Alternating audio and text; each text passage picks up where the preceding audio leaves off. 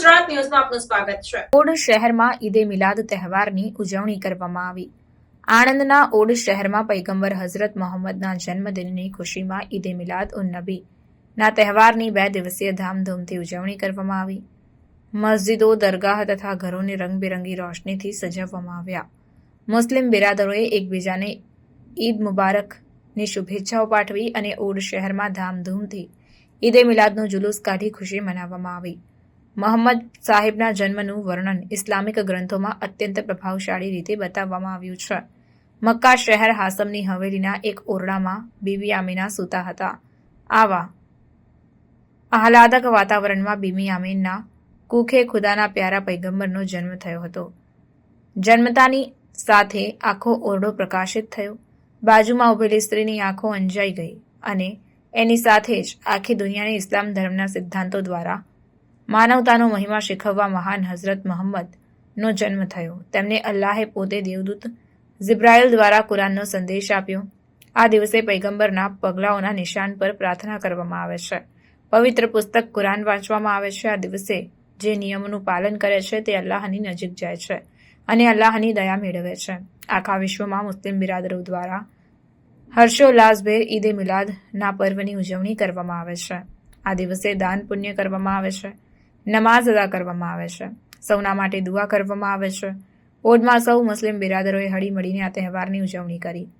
ત્યારે આ પ્રસંગે સૌ મુસ્લિમ બિરાદરો દ્વારા ખંભોળજના પીએસઆઈ ડોડિયાભાઈ, આણંદના પીએસઆઈ ચૌધરીભાઈ, ગોહિલભાઈ તથા સૌ પોલીસ સ્ટાફનું ફુલહારથી સ્વાગત સન્માન પણ કરાયું હતું।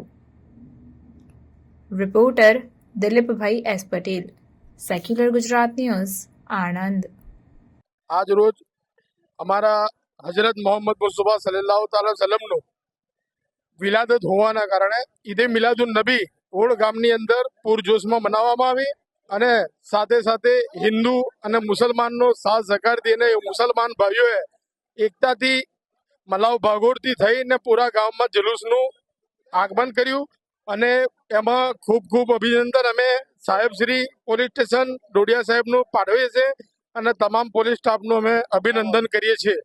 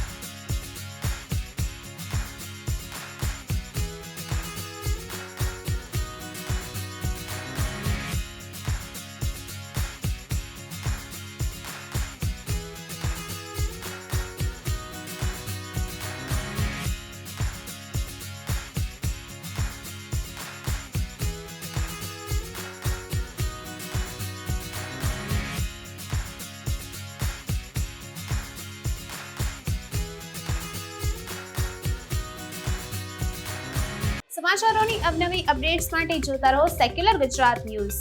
સાથે સેક્યુલર ગુજરાત ન્યૂઝ ચેનલને લાઇક, શેર અને સબસ્ક્રાઇબ કરો અને બેલ આઇકોન દબાવીને સમાચારોની ઝડપી માહિતી મેળવો।